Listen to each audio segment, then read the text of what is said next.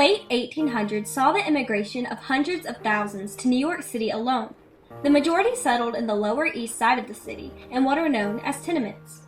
However, the living conditions were unsanitary, unsafe, and unsettling. Most middle and upper-class Americans were unaware of these living conditions. It would take one man, a progressive-era leader, to open the eyes of the country.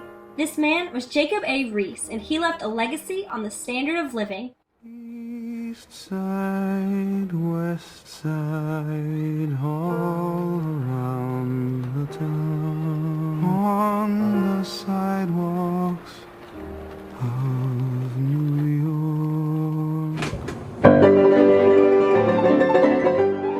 The late 19th century, also known as the Gilded Age, was a time of technological innovation and mass immigration. With the rise of big business in manufacturing, meatpacking, oil, railroads, and steel, many families gave up their rural homes and moved to industrial cities. These cities allowed the middle and upper class to live a much more glamorous lifestyle, with lights, trolleys, skyscrapers, and an abundance of action. At the same time, foreign immigration was at its peak from 1880 to 1920. Thousands of immigrants, called Old Immigrants, came from Western Europe from countries such as Germany and Ireland. Also, new immigrants started to arrive in the late 1880s from Southern and Eastern European countries such as Italy, Poland, and Russia. As a result of the increased population, there was an increased demand for places to live. A vast majority of immigrants were very poor and needed an inexpensive place to call home. Businessmen quickly took advantage of the situation, became landlords, and built tenement buildings. These tenements were narrow, low-rise apartment buildings concentrated in New York's Lower East Side. They were extremely cramped with 3/4 of the city's population living in them, and many rooms were 12 feet wide by 12 feet long, holding as many as 20 people per room. The tenements were also poorly lit, if lit at all, lacked indoor plumbing, and had no ventilation.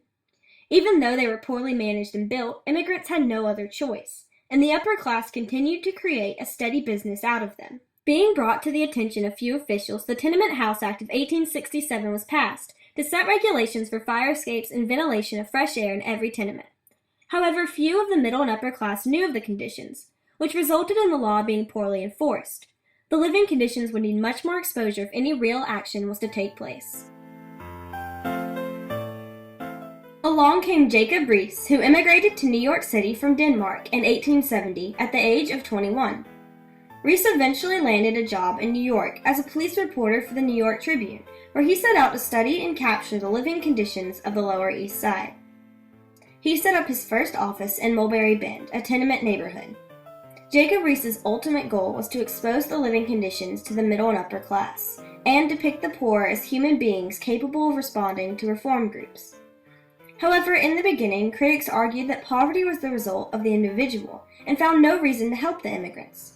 But Riis believed that poverty was the result of environment, which could be helped. Riis had a long way to go until any reform movements would take place in the tenements. By the time Riis began visiting the tenements in the late 1880s, conditions had worsened since the Tenement House Act of 1867. A new design took over the tenements. These were called dumbbell tenements, designed by James E. Ware. Each room was required ventilation. However, this ventilation system allowed for disease to spread easily. There was less than 1 foot between each building, meaning there was less than a foot of ventilation for rooms, allowing little air and little light. The fresh air that did come through was often not clean. Cholera, yellow fever, and tuberculosis swept through the slums. Cholera killed 195 out of every 1,000.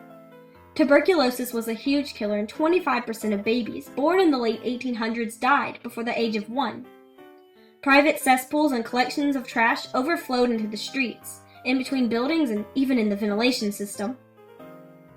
The ventilation system in close buildings also allowed for fire to spread very easily, killing numerous. The tenements were still extremely packed with up to 5 families per 12 by 12 room and 290,000 people per square mile. After seeing these conditions, Jacob Riis purchased his first camera, a 4x5 box camera, in 1888. Riis would visit the slums and take photographs of the living conditions and the people who lived there. As a result of poor lighting, Jacob Riis began using a new technique at the time, flash photography. He depicted the cramped rooms with bodies stacked up on top of each other in order to sleep. Riis wrote that one family lived in a room so small that he was unable to get a photograph of it. 3 short steps across would measure its full extent. He also took pictures of the cramped corners that immigrants used as workstations. Many immigrants had to both live and work in their small tenement rooms. Riis also took pictures on the streets of the slums. There was little space for yards and trees, so most children grew up playing in the paved landscape of cement. In one picture, Riis depicts children playing with a dead horse on the streets, showing how unsanitary and unsafe the streets really were. In 1888, Jacob Riis began to use his pictures in lectures, his first one titled Other Half: How It Lives and Dies in New York. In his lectures, he would tell stories of the people of the slums in order to convey how terrible their living conditions were. One of his stories was of a couple who mutually consumed poison in their tenement. His lectures and pictures slowly began to spread attention to the middle and upper class Americans. In November of 1890, Riis wrote his most effective book, How the Other Half Lives. In How the Other Half Lives, he states that the immigrants are a growing crowd and they need permanent housing that is safe and up to code. He said that it is a right for the tenants to have quality living conditions. In his book, he uses countless accounts of emotional appeal and stories that put the reader into the scene. Listen, that short hacking cough, that tiny helpless wail, what do they mean? The child is dying with measles, with half a chance it might have lived, but it had none. That dark bedroom killed it. In the last chapter, he states that it is the citizens of New York's own slothfulness that is to blame for the poor living conditions in slums. He says that there are 3 solutions for the slums. 1. Create new laws, requiring a better standard of living for all. 2. Remodel the current buildings. And 3. Build new buildings. Jacob Riis adds that it will be a proud day for New York if the wealthy landlords were arrested and middle and upper class Americans helped clean up the slums. How the Other Half Lives and the countless pictures Riis took quickly spread the word of slums to thousands of Americans. The reveal of slum life for immigrants shocked Americans and changed how they viewed immigrants. Now that they knew how atrocious the conditions were, they wanted to help. New laws were created and Americans helped clean the streets from sewage and garbage. In 1901, the Tenement House Law mandated improved sanitary and safety conditions, fire escapes, access to light, and an all-over improved standard of living. This law, unlike the one in 1867, was strongly enforced. More than 200,000 new and improved apartments were built up to code over the next 15 years, which were all supervised by the city. Jacob Riis did not put an end to tenements, but he ended the way in which they were run and put an end to the lack of city regulation. Jacob Riis brought attention to the poverty levels in New York to an audience who previously had no idea. Jacob Riis was a progressive leader during the late 1800s. He showed leadership in his actions towards the living conditions of immigrants in New York City. Riis took the initiative to spread awareness of slum life to the rest of Americans. His hundreds of photographs and his stories of life for immigrants were so touching, shocking, and interesting to the middle and upper class.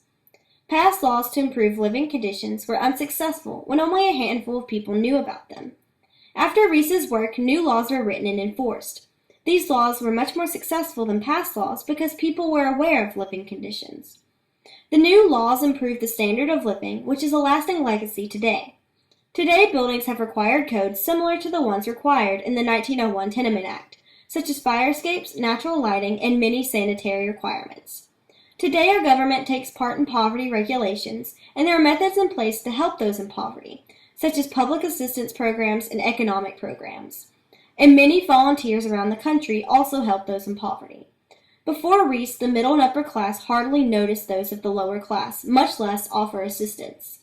Today, the lower class is helped by laws concerning the standard of living, government assistance, and volunteers around the country. Jacob Riis was a leader who made the invisible visible and made his audience feel responsible, which swept away how the tenements were run in New York City and how Americans viewed the lower class, leaving his legacy on the city and its living conditions. London Bridge is falling down, boys and girls together.